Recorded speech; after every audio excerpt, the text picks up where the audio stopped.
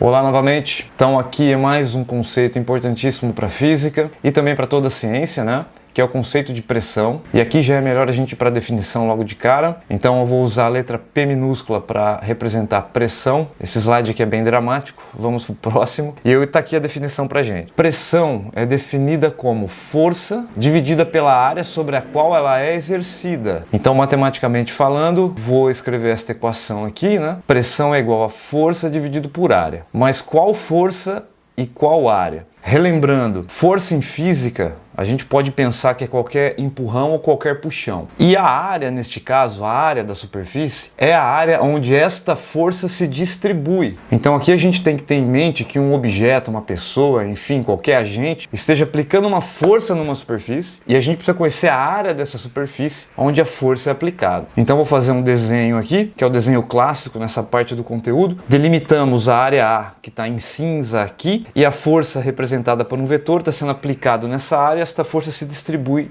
nesta área. Já eu começo a dar mais exemplos sobre o que eu estou desenhando aqui. Mas antes eu quero fazer dois comentários aqui. Então, o primeiro comentário. A força aplicada, para que você use esta fórmula do jeito que está aí, ela tem que ser uma força perpendicular à superfície. Perpendicular à superfície é formando um ângulo de 90 graus com a superfície. Então eu vou tentar desenhar aqui 90 graus. Desse jeito ou desse jeito aqui. Essa força ela não pode estar inclinada, porque uma força paralela à superfície não causa pressão, não pressiona a superfície. Ela tem que ser perpendicular. Se essa força estiver inclinada, você tem que decompor a força num vetor perpendicular e num vetor paralelo, e apenas a componente perpendicular é que vai causar pressão. E a gente não vai entrar nesses detalhes na aula de hoje. O segundo comentário que eu preciso fazer é: essa grandeza pressão não é um vetor, ela não tem um caráter vetorial. Então você não precisa da direção e do sentido da força. Basta pegar um módulo da força perpendicular e colocar na fórmula e fazer a conta. Perfeito? Então daqui a pouco eu dou mais exemplos sobre isso. Como é que fica a unidade dessa nova grandeza pressão? Como eu estou dividindo força por área, no sistema internacional força é medida em newtons e área em metro quadrado, então a unidade de pressão no sistema internacional é newton por metro quadrado. Historicamente, essa unidade recebe o nome de Pascal, cujo símbolo é PA, P maiúsculo A minúsculo, que foi um físico, matemático, cientista do século XVII que estudou fluidos. Logo a gente vai ter uma aula só sobre o princípio de Pascal. E em português eu vou dizer Blaise mesmo, porque estamos aportuguesando o nome do sujeito. E antes de avançarmos, só para você ter uma ideia da ordem de grandeza, que é a unidade Pascal, 1 Pascal, essa unidade, né? 1 Pascal é a pressão exercida aproximadamente por uma moeda de R$1 na palma da sua mão. Ou seja, essa sensação de pressão que você sente na tua mão quando segura uma moeda de R$1 tem a intensidade de 1 Pascal. Bom, então vamos aos exemplos práticos, né? Vamos supor que você colocou esse tijolo sobre a mesa. Como é que eu deveria calcular a pressão deste tijolo sobre a mesa? Ou a pressão que esse tijolo exerce sobre a mesa? Precisamos da força que ele aplica e da área onde essa força é distribuída. Então vou começar pela área. Aqui eu fiz um desenho em 3D para a gente poder visualizar melhor. Esse tijolo apoiado na mesa, ele distribui a força que ele aplica apenas na área que está em contato com a mesa. Que se eu pintar aqui, você vai ver que esta área em vermelho é um retângulo. É justamente a base do tijolo em contato com a mesa. Fechou? Eu vou escrever isso. Agora, com relação à força que ele aplica sobre a mesa. A gente tem que pensar que esse tijolo está constantemente empurrando os átomos da mesa para baixo. Então a gente pode dizer que isso aqui é uma força normal, é uma força de contato. Se você não se lembra da força normal, tem uma aula sobre forças em mecânica aqui no canal e seria bom que você assistisse ela para fazer uma revisão, né, antes de continuar o conteúdo. Agora, esse contato só acontece ou só permanece porque esse tijolo está sendo constantemente puxado para o centro da Terra pela gravidade. Então, nessa mesa horizontal, a força com que esse tijolo empurra a mesa é igual à força da gravidade que está puxando ele para o centro do planeta. Então eu vou escrever isso aqui. Força da gravidade, também chamada de força-peso. E aqui em todos os exemplos a gente está imaginando que o objeto está sobre a mesa horizontal, então esta força não está inclinada, ela é perpendicular, ou seja, está sobre a vertical naquele ponto ali. E existe uma fórmula para a gente calcular a força-peso de um objeto. Você pega a massa do objeto e multiplica pela aceleração da gravidade. De novo, se você tem muita dúvida nisso aqui, é importante você fazer uma aula de revisão. A gente tem no canal a aula de revisão de forças e mecânica. É importante assistir aquela aula e refrescar a sua memória. Outro exemplo que eu dou aqui, você está empurrando a parede com a mão, então a área de contato entre sua mão e a parede, que é a palma da sua mão, que é toda essa região que eu estou pintando em vermelho, né? É a área que me interessa, mas o problema aqui é que essa área é completamente irregular. Isso aqui não é uma figura geométrica. O máximo que daria para fazer é decompor a sua mão em pequenos retângulos, calcular a área de cada retângulo e assim a gente teria uma aproximação da área da sua mão. Porque a fórmula do retângulo é fácil, né? Lado vezes lado. A gente já discutiu na nossa aula de revisão também aqui no canal. E o último exemplo, né? Se você estiver de pé sobre o assoalho de madeira aqui, por exemplo, né? Você aplica uma força no assoalho, então você causa pressão sobre o assoalho, e nesse caso a área em contato é a área dos dois pés, que eu estou pintando aqui em vermelho também. Novamente é uma área irregular, a gente teria que fazer um cálculo aí, aproximar a região do seu pé para retângulos também da mesma maneira, com o que fizemos com a mão. E a força aplicada aqui, assim como no caso do tijolo, é o seu peso, ou é o peso da pessoa que está pisando ali no chão. Perfeito? Então acho que é bom a gente fazer um exemplo numérico aqui antes de continuar. Então pegamos aqui um bloco de ferro maciço, é um cubo, né, no caso aqui, ele tem arestas de 10 centímetros, e a gente quer determinar a pressão em Pascal. Pascal, sistema internacional, então eu preciso ter todas as unidades em metros, em quilogramas, para poder fazer as contas aqui, os cálculos. É a primeira coisa que eu vou fazer, essas transformações de unidades. Então, a aceleração da gravidade, 9,8 metros por segundo ao quadrado, já está no sistema internacional. Metro segundo, ok. Mas a densidade ou a massa específica do ferro não está. Aqui está em grama por centímetro cúbico. Eu vou transformar para quilograma metro cúbico. E a maneira rápida de fazer isso é multiplicando esse número por 1000. Então, a massa específica do ferro é de 7.900 quilogramas por metro cúbico. Perfeito. Então, se você quiser pausar e tentar resolver, depois você continua o vídeo para entender como é que foi feito a conta. Então, eu vou escrever a primeira linha. Eu quero calcular a pressão que esse cubo exerce sobre a mesa, então eu preciso da força que ele aplica na mesa dividido pela área em que essa força é distribuída. Eu vou começar pela área, porque olhando para o cubo, apenas a parte de baixo do cubo, que é essa tampa quadrada, pressiona a mesa. A força do cubo é distribuído nessa tampa, nesse quadrado. Então esse cubo tem arestas 10 centímetros por 10 centímetros, que eu esqueci de passar para metro, então 0,1 metro, 0,1 metro, eu dividi por 100 aqui, né? Então voltando para minha equação, a área é lado vezes lado, então 0,1 ao quadrado, essa daqui é a minha área, e a força que o cubo aplica sobre a mesa é o peso dele. A gente calcula o peso através da massa vezes a gravidade,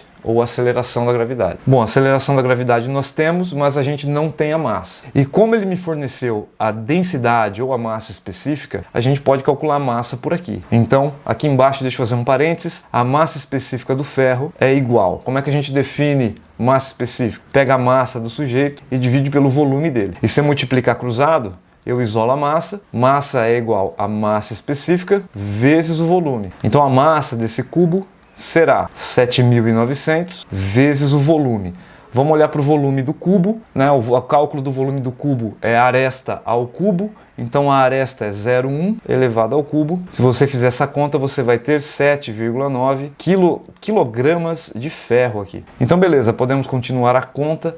Então a massa é 7,9 quilos, vezes a gravidade 9,8, tudo isso dividido por 0,1 ao quadrado, que é 0,01, o que resulta em 7.742 newtons por metro quadrado, que é a unidade de pressão, ou 7.742 Pascal. Você pode escrever apenas PA ou Pascal por extenso. Se você escrever Pascal por extenso, a letra P tem que ser minúsculo. Se você coloca o símbolo, a letra P tem que ser maiúscula. Fechou? Então 7.000 Pascal é interessante, é um número razoável. Lembrando que 1 Pascal é a pressão que aproximadamente uma moeda aplica na sua mão, né, quando você segura ela.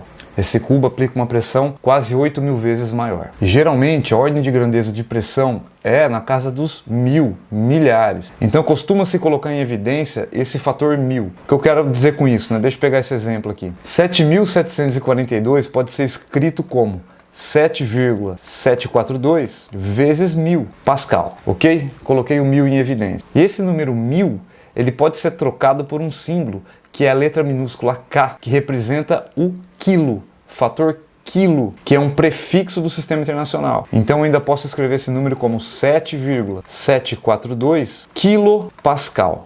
Isso aí pode aparecer no cotidiano nosso ou nos exercícios, nas provas, enfim. Fica aí a dica para você não se esquecer disso. E para a gente internalizar ainda mais esse conceito, quero fazer mais comentários. Líquidos e gases, quando armazenados em recipientes, então você pode imaginar aí um balão, uma bexiga ou a garrafa d'água, enfim. Líquidos e gases, eles aplicam forças nas paredes do recipiente porque os átomos e moléculas estão em constante vibração. Essa força aplicada através da colisão exerce pressão nas paredes dos recipientes. É o que a gente chama de pressão interna, como a gente pode ver nessa animação aí, que está representando moléculas de ar aprisionadas num recipiente que tem uma parede móvel aqui em cima, né, uma tampa móvel, e essa tampa está em equilíbrio. É uma briga entre a pressão interna do gás e a pressão atmosférica externa. E se a gente quiser aumentar a pressão interna de um pneu, a gente injeta mais ar nesse pneu. Existem mais moléculas de ar agora colidindo com as paredes internas do pneu, aumentando a pressão interna. Existem outras maneiras, como por exemplo aumentar a temperatura do gás, porque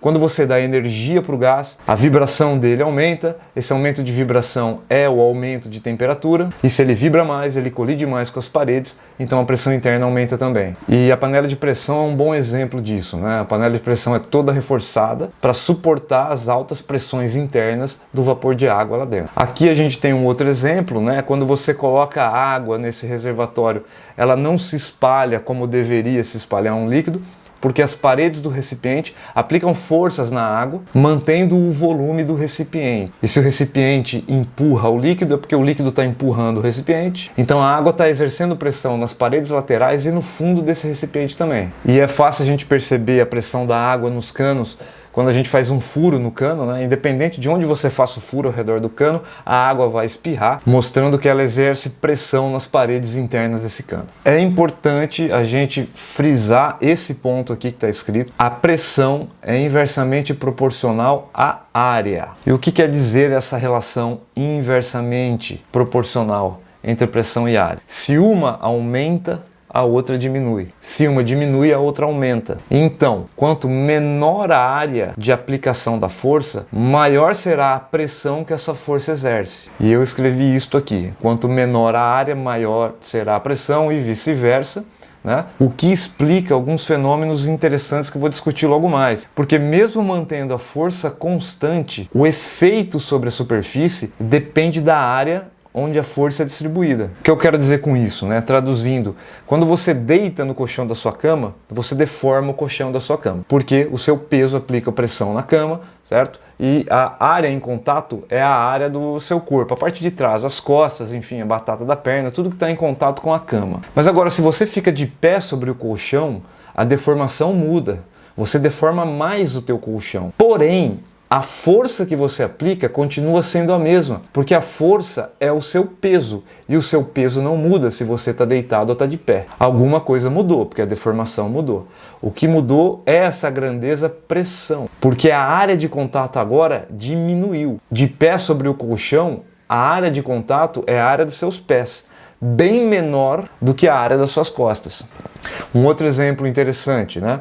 Salto-agulha. Não é recomendado andar com salto-agulha em assoalho de madeira, que é facilmente deformável. Por quê? A pressão é muito alta. É o peso do seu corpo concentrado em áreas muito pequenas, que é a área do salto. Enquanto que se você andar com essa galocha aqui, a área onde o seu peso é distribuído é maior, causando uma pressão menor, deformando menos o assoalho. E outro exemplo que eu te dou aqui é a agulha. A ponta da agulha é extremamente fina, porque você quer ter uma área muito pequena e assim uma pressão muito grande. E mesmo com uma força consideravelmente pequena, você consegue penetrar, por exemplo, a pele de um ser humano, porque a pressão continua sendo alta, a área é muito baixa. Olha que bacana! O que é amolar uma faca, né? Quando você amola ou afia uma faca, você está diminuindo a área da faca que vai realizar o corte, porque assim você facilita o corte, você está aumentando a pressão, diminuindo a área, então você não precisa mudar a sua força. Você pode manter uma força baixa. E o efeito na superfície, que é o corte, continue acontecendo. Então aqui uma atividade para você pensar e responder. Então suponha que você tem um lápis pequeno aí, né, e você segura o lápis dessa maneira. Então o dedão está em contato com a parte de baixo do lápis, enquanto que o indicador está em contato com a ponta do lápis. E aí você pressiona esse lápis contra os seus dedos e a pergunta é: em qual dedo a força é maior e em qual dedo a pressão é maior? Cuidado aqui, né, com a pegadinha. A força é a mesma, porque esse lápis, que é um objeto só, ele está empurrando os seus dedos opostos, né, com a mesma força. Agora, eu te garanto que o indicador vai doer mais. Você pode até furar um indicador nessa experiência, cuidado. Porque lá no indicador, a pressão é maior. Porque a área da ponta do lápis é menor do que a área da parte de trás do lápis. Então o que mudou aqui não é a força, é a pressão. Aqui você entende a necessidade de se inventar essa nova grandeza, porque apenas força não é suficiente para explicar esse fenômeno. Uma região fura, outra não fura. A área também precisa ser levada em consideração aqui. É uma combinação das duas coisas, força dividido por área. Aqui o exemplo do Fakir, que é esse personagem que deita numa cama de pregos, e esses pregos não estão machucando o Fakir. Eu não sei se é uma coisa muito confortável fazer isso aqui, mas claramente os pregos não estão furando o Fakir, porque o peso dele não está sendo distribuído apenas na área de um prego. O peso dele está sendo distribuído na área de muitos pregos. E quando você soma a área da ponta de cada prego, você diminui a pressão total exercida no Fakir, então a pele dele não fura. Tá aí um belo exercício. Então vamos terminar aqui com 2 exercícios, que é para fixar as ideias. Vamos ver se você entendeu. Um tijolo foi colocado sobre uma mesa em 2 posições diferentes. Então assim, é o mesmo tijolo, ele está na posição A e depois ele é colocado na posição B. Perfeito. Assinale verdadeiro ou falso para cada afirmação. Então, primeira afirmação: a força aplicada pelo tijolo na mesa é a mesma em ambas as posições. Isto aqui é verdadeiro, porque a força aplicada na mesa é o peso do tijolo. O peso do tijolo não muda com a orientação do tijolo, porque o peso é a interação entre ele e o planeta.